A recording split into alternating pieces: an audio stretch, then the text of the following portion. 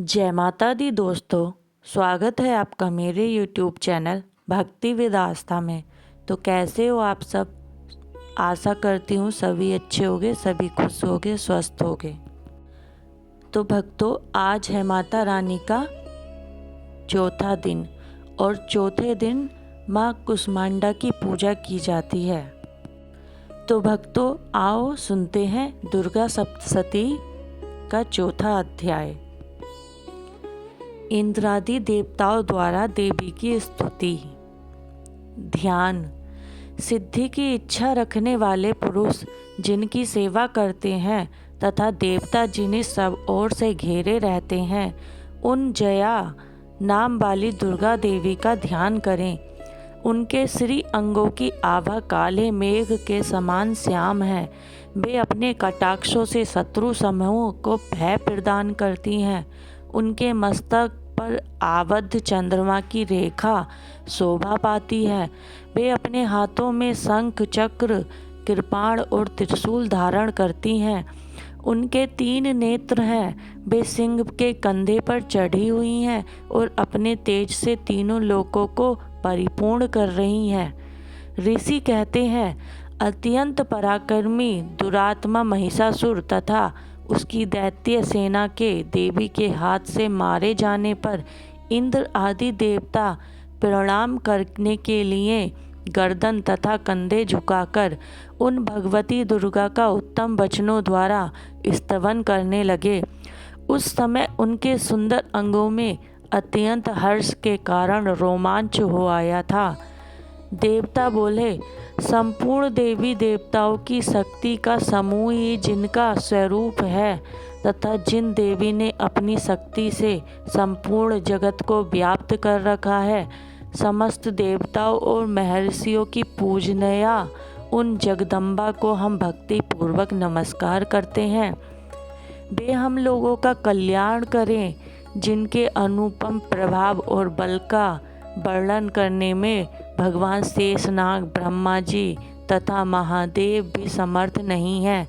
वे भगवती चंडिका संपूर्ण जगत का पालन एवं अशुभ भय का नाश करने का विचार करें।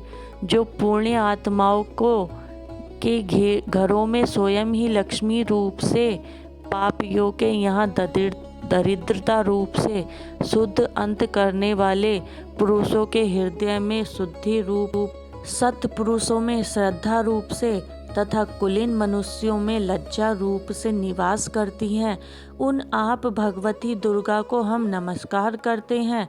देवी, आप संपूर्ण विश्व का पालन कीजिए। देवी, आपके इस अचिंतनीय रूप का, असुर का नाश करने वाले भारी पराक्रम का तथा समस्त देवताओं और दैत्यों के समक्ष युद्ध में प्रकट किए हुए आपके अद्भुत चरित्र का हम किस प्रकार वर्णन करें। आप संपूर्ण जगत की उत्पत्ति में कारण हैं। आप में सत्वगुण, रजोगुण और तमोगुण, ये तीनों गुण मौजूद हैं, तो भी दोषों के साथ आपका संसर्ग नहीं जान पड़ता। भगवान विष्णु और महादेव जी आदि देवता भी आपका पार नहीं पाते। आप ही सबका आश्रय हैं। यह समस्त जगत आपका अंशभूत है, क्योंकि आप सबकी आदिभूत अव्याकृता परा प्रकृति हैं। देवी, संपूर्ण यज्ञों में जिसके उच्चारण से सब देवता तृप्ति लाभ करते हैं, वह स्वाहा आप ही हैं। इसके अतिरिक्त आप पितरों की भी तृप्ति का कारण हैं। अतएव सब लोग आपको स्वधा भी कहते हैं। देवी, जो मोक्ष की प्राप्ति का साधन है, अचिंतनीय महाव्रत स्वरूपा है, समस्त दोषों से रहित जितेंद्रिय तत्व को ही सार वस्तु मानने वाले तथा मोक्ष की अभिलाषा रखने वाले मुनिजन जिसका अभ्यास करते हैं, वह भगवती परा विद्या आप ही हैं। आप शब्द स्वरूपा हैं।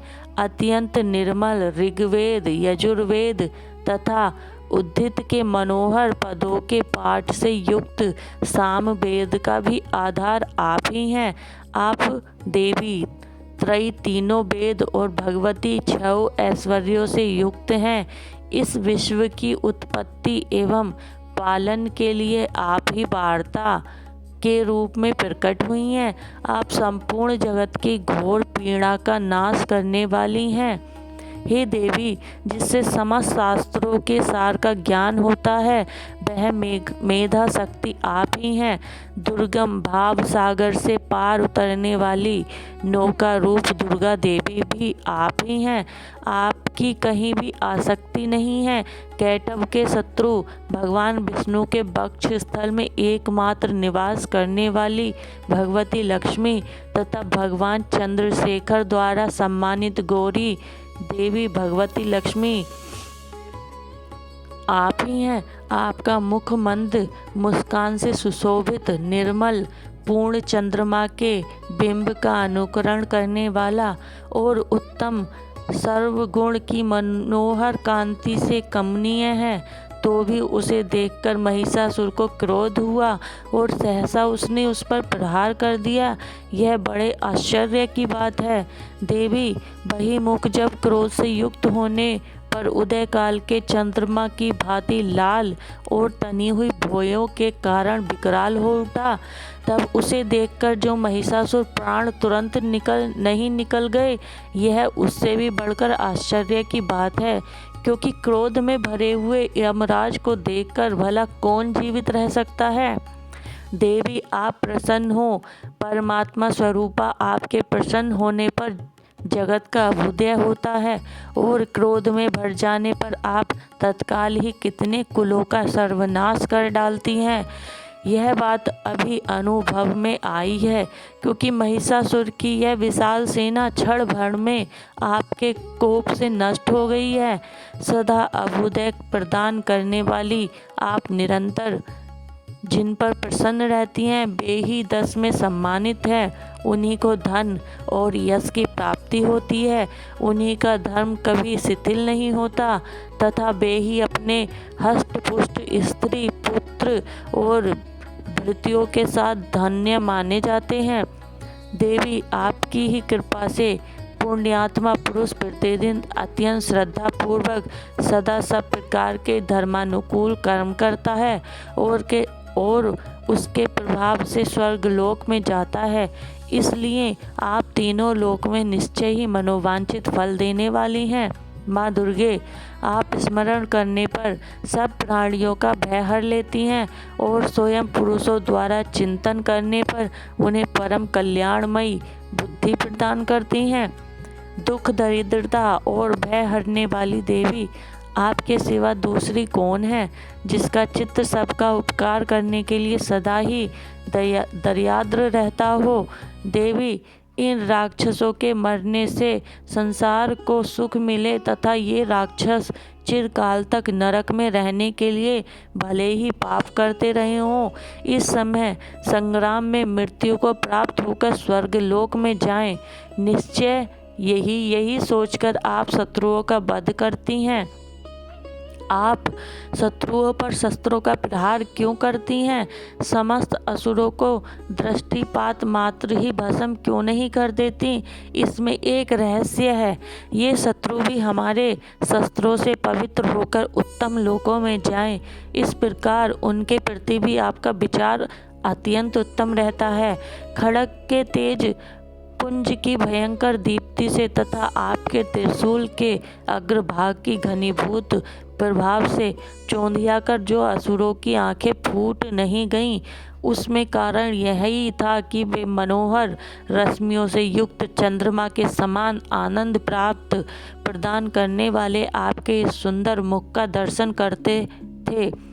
देवी, आपका शील दुराचारियों के बुरे बर्ताव को दूर करने वाला है। साथ ही यह रूप ऐसा है जो कभी चिंतन में भी नहीं आ सकता और जिसकी कभी दूसरे से तुलना भी नहीं की जा सकती, तथा आपका बल और पराक्रम तो उन दैत्यों का भी नाश करने वाला है जो कभी देवताओं के पराक्रमों को भी नष्ट कर चुके थे। इस प्रकार आपने शत्रुओं पर भी अपनी दया ही प्रकट की है।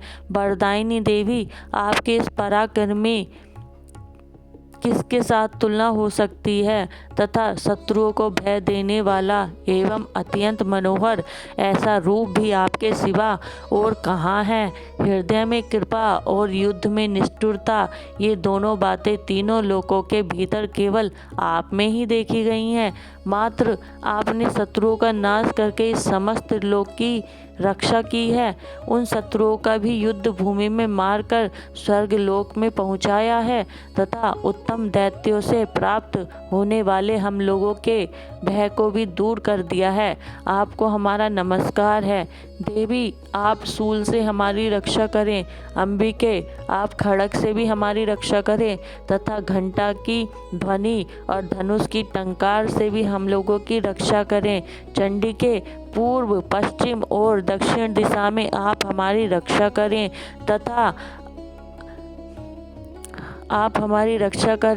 तथा अपने त्रिशूल को घुमाकर आप उत्तर दिशा में भी हमारी रक्षा करें। तीनों लोकों में आपके जो परम सुंदर एवं अत्यंत भयंकर रूप विचरते हैं, उनके द्वारा भी आप हमारी तथा इस भूत लोक की रक्षा करें। अंबिके, आपके कर पल्लवों में शोभा पाने वाले खड़ग, शूल और गदा आदि जो अस्त्र हो, उन सब के द्वारा आप सब ओर से हम लोगों की रक्षा करें। ऋषि कहते हैं, इस प्रकार जब देवताओं ने जगत माता दुर्गा की स्तुति की और नंदन बन के दिव्य पुष्पों एवं गंध चंदन आदि के द्वारा उनका पूजन किया, फिर सबने मिलकर जब भक्ति पूर्वक दिव्य धूपों की सुगंध निवेदन की, तब देवी ने प्रसन्न वंदन होकर प्रणाम करते हुए सब देवताओं से कहा। देवी बोली, देवताओं, तुम सब लोग मुझसे जिस वस्तु की अभिलाषा रखते हो उसे मांगो। देवता बोले, भगवती, हमारी सब इच्छा पूर्ण कर दी है, अब कुछ भी बाकी नहीं है, क्योंकि हमारा यह शत्रु महिषासुर मारा गया। महेश्वरी, इतने पर भी यदि आप हमें और वर देना चाहती हैं तो हम जब जब आपका स्मरण करें तब तब आप दर्शन देकर हम लोगों के महान संकट दूर कर दिया करें तथा प्रसन्नमुखी अंबिके, जो मनुष्य इन स्तोत्रों द्वारा आपकी स्तुति करे, उसे वित्त, समृद्धि और वैभव देने के साथ ही उसकी धन और स्त्री आदि संपत्ति को भी बढ़ाने के लिए आप सदा उस पर प्रसन्न रहें। ऋषि प्रसन्न रहें। ऋषि कहते हैं, राजन, देवताओं ने जब अपने साथ जगत के कल्याण के लिए भद्रकाली देवी को इस प्रकार प्रसन्न किया, तब वे तथास्तु कहकर वहीं अंतर्ध्यान हो गईं। इस प्रकार पूर्व काल में तीनों लोकों का हित चाहने वाली देवी जिस प्रकार देवताओं के शरीर से प्रकट हुई थी, वह सब कथा मैंने कह सुनाई। अब पुनः देवताओं का उपकार करने वाली वे देवी दुष्ट दैत्यों तथा शुंभ निशुंभ का वध करने एवं सब लोगों की रक्षा करने के लिए गौरी देवी के शरीर से जिस प्रकार प्रकट हुई थी, वह सब प्रसन्न मेरे मुख से 5वें अध्याय में सुनना। मैं उसका तुमसे यथा व्रत वर्णन करूँगा। इस प्रकार श्री मार्कंडेय पुराण में सार्वणिक मनवंतर की कथा के अंतर्गत देवी महात्म्य में शुक्रादि स्तुति नामक चौथा अध्याय पूर्ण हुआ। बोलो जय माता दी।